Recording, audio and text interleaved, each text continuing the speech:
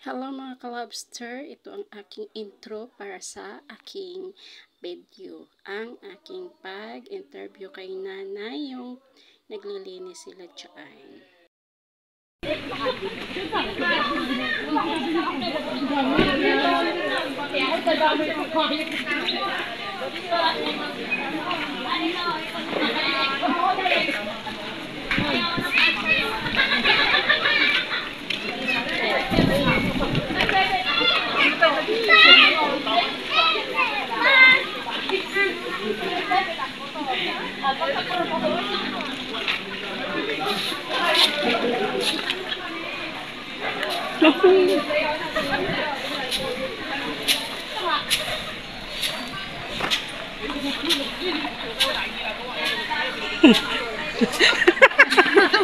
Oy, wag kayo.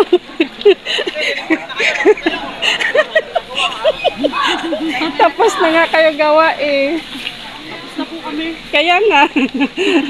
Sa Benmayor, tapos na sila gawa. Oh, malinis na. Kaya lang nga, sasalin pa uli ng dahon eh. Kaya na naman. Naku, hindi yan mauubos.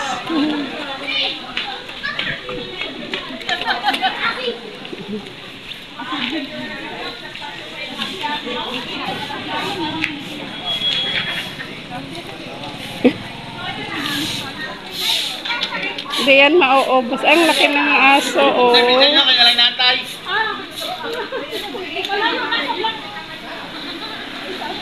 Ang laki ng aso.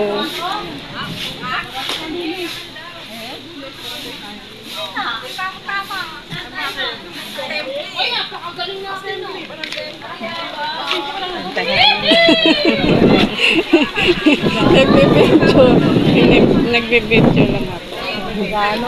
Kaya nga. Pero maganda na rin ah.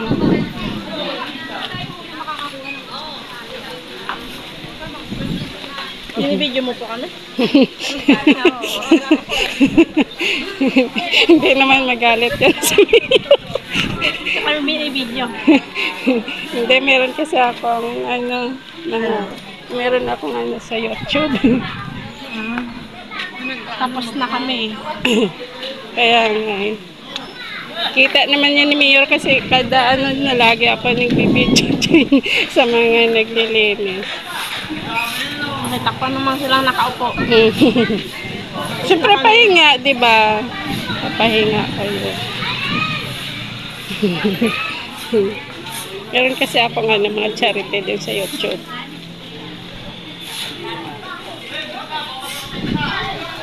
At least kita yun ni Mayor. Yung malunggay na.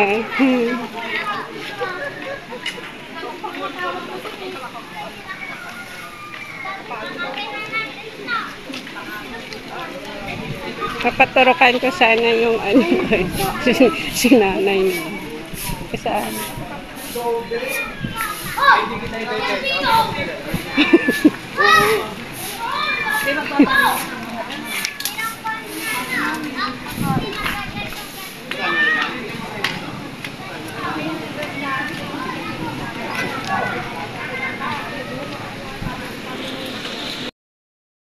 Kada barangay yon nililinis. Oh.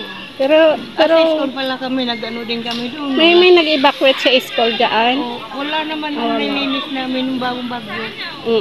Puro burak eh. Tsaka dako. Nakakaano din, no? Ang daming nakuha namin doon. Ilang sako yun.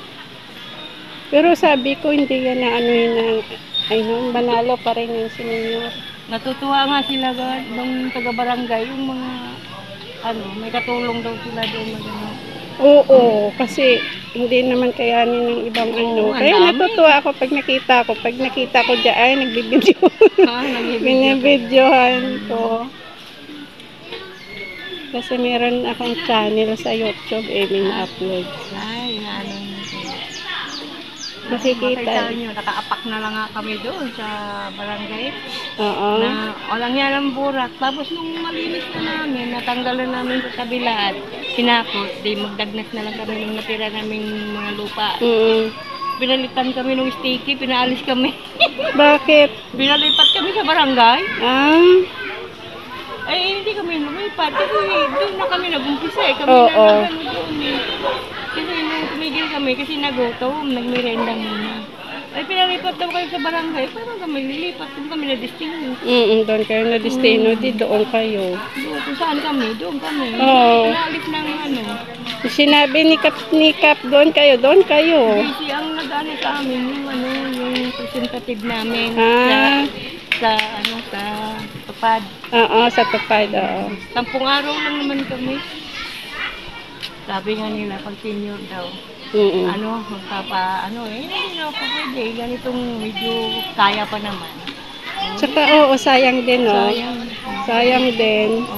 Kasi kahit pa paano, kumikita pa. Kasi may nag-aaral pa akong first year college. Ay, nanganak ako noong 44 eh. Tapos, yun, first year college, bunso ko. Eh, yun lang, sabi ko, sikap mag-aaral. Eh, hindi naman kasi halos nalabas. Gusto mag-aaral, kaya sinikap ko naman. Oo, Ang hirap pag, ganyan na, bubukid talaga kami. Ako, sanay ako sa bukid. Kaya namamasukan pa ako. Dan sa, kitchen. Ngayon? Sa umaga, pinagluluto ko ng almusal. Pinag-aano ko ng almusal bago ako umalis. Bago ako umalis yung nag-aano ko na, bago mga alas 7 nandito na. Pag naman, babalik ako ulit doon. Minsan nagbubukid pa ako. Saan ka nag-ano ng dyan lang sa likod? May ng tsira. Gitna ng tsira at butong. At least ang anak mo college na, makapagtapos na rin. Ang dami kong anak, 8. Yung bunso ko lang ang yung magka-college. Puro maaga nag-arasawa mga lalaki. Pero at least hindi na sila na parang mabigat sa iyo. Hindi naman. Kasi may kanya-kanya na, di ba? Tapos yung bunso na lang pag nakatapos, yun ang makatulong sa iyo. Ang hirap pag walang pinag-aralan, anak. Oo, mahirap. Hindi nyo kaya yung ginagawa ko. Ang takay mo, minsan pag may order ng bigas, nag-deliver ako, buhat ko kalating sa akong bigas. Sabi nila, kaya mo pa yun? Oo naman. Hindi ko naman gagawin kung hindi ko kaya. Oo. Siyempre, kailangan di kayanin mo. Tama. Pagka meron kang talaga, lahat na lang kayanin. Hindi pwedeng arte-arte. Kasi ako, kung gusto mo ang anak mo makatapos, kahit anong trabaho, basta marangal, tama. pasukin mo. Minsan nga, nung sabi sa akin, nag-iipon ako ng mga buti-buti din sa bahay. Binibinta ko rin, sabi nga nila. Nagbibinta ka pa rin yan? Sabi ko, bakit? Hindi naman tunakaw eh. Oo nga. Malinis din ang... Sabi ko, malaking bagay. Magkabinta ka ng sandaan, pambili din ng sabon yun. Saka kape. Sabon. Ayun naman. Basta maglakad ka dyan. Maglakaw ka. Ang karangalan mo pa ang masisira. Kaya pero kahit paano may pangdagdag tustos sa araw-araw, di ba? Kailangan. Diskarte nga lang mga. Oo, diskarte lang talaga. Kailangan diskarte para mabuhay tayo sa mundo. Lalo ngayon, mahirap yung Sa mahal ng bigas. Diyos ko po. Ito, padya, kasama ko. Minsan nakuha pa ako ng bigas doon sa may limbil doon sa doon pa ako nakuha ng bigas. Minsan 2 sako, dala ko dyan, 3. Sabi niya, tinawanan nga ako ng mga doon, ng mga kainante ng bigas. At yung sabi nung may-ari, saan mo ikakarga na yung bigas? Sabi nung kainante, sa pajero niya, doon, natakpan ng sasakyan. Kaya ito, ang dala ko. Alam mo, nakakatuwa yung mga ganyang tao, di ba? Parang may inspiration ka na kahit ganyan sila na. Ako nga, inisip ko rin.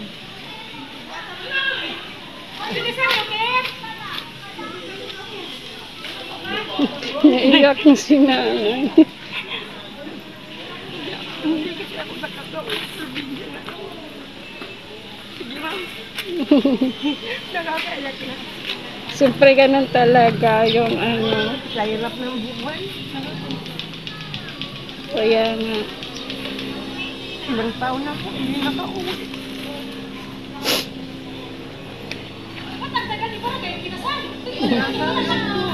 May 40 taon na. Kumbaga yung asawa mo, nanay. Ayun, babalang kayo sa ano. Eh, kulang pa ang kita.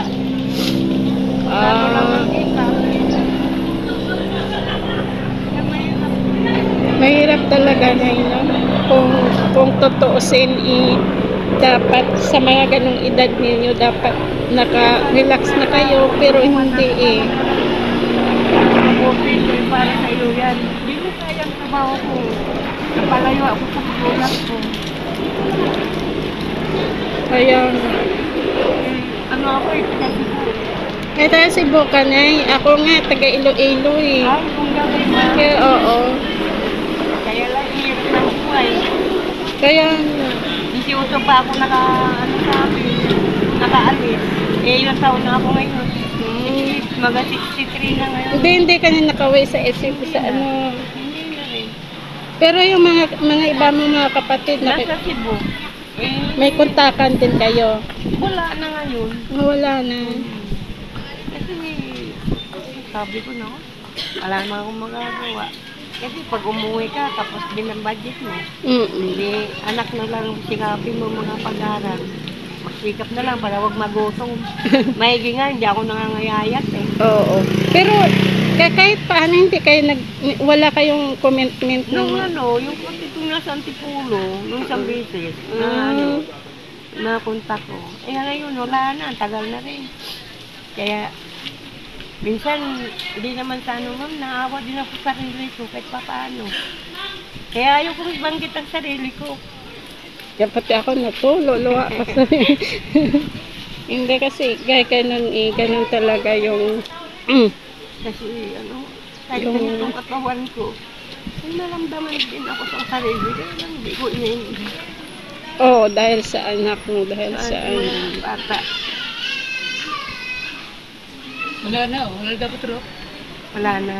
mahirap yung Oo. siyempre ramdam ko din yung hirap yung ano mo. Oo, talaga.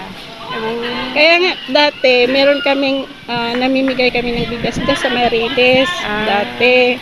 Ngayon, pagka ganun mga sitwasyon, hindi ko kaya kasi naaawa din ako. Oo, ang dami doon sarili. Naawa din ako, parang hindi ko kayang mag-interview ng mga ganun, kaya yung pinupursige din namin ito, yung sa channel ko, yung magkaroon kami ng charity kahit pa paano. Meron kaming maitutulungan. Pero marami din kaming tinutulungan. Mga kunting bagay lang din. Ganun.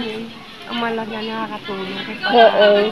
Tapos, pero hindi ko kaya mag-interview. Lalo pagka nagsalita ng ganun yung buhay. Oo. Parang Masakit din sa loob, mama. parang sasabog yung dibdib ko na inisip ko, sabi ko, kung ako kaya sa sitwasyon, kaya ko bang ganyan? Sabi nga nung isang babae dyan, ganyan. Hindi ko kaya yung ginagawa niyo. Oo, sige, salamat. Kaya sabi ko nga, sa inyo, hindi niyo kaya. Kasi inisip niyo. Ako hindi ko inisip na hindi ko kaya. Ang malaga, makaraos kami. Oo. Tsaka wag kasi isipin lagi yung mga negative. Tsaka mahirap umasa sa mga anak na may pamilya. Oo. Kasi mas maganda yung hindi ka umaasa. Kasi yan, may mga anak na rin eh. Oo. Yun din ang iniisip ko eh. Sa panahon kasi ngayon, dapat nga yung tayo na mag-edad ng ganyan, dapat relax na tayo. Pero sa panahon na ganitong sitwasyon, hindi mo maisip yun eh. Sabi nga nila, malalaki na daw mga anak ko. Dapat hindi na daw ako nagtatrabaho. Hindi ko pa rin magawa. Kasi ako, ayaw ko umaasa. Pero, believe din naman ako kay nanay kasi kahit ganun lang siya, pero tinaguyod na yung mga anak niya. Ngayon, meron siyang college, yung bunso niya, mga kalabster natin dyan. Kaya sabi ko kay nanay, magkita pa kami ulit. Sabi ko,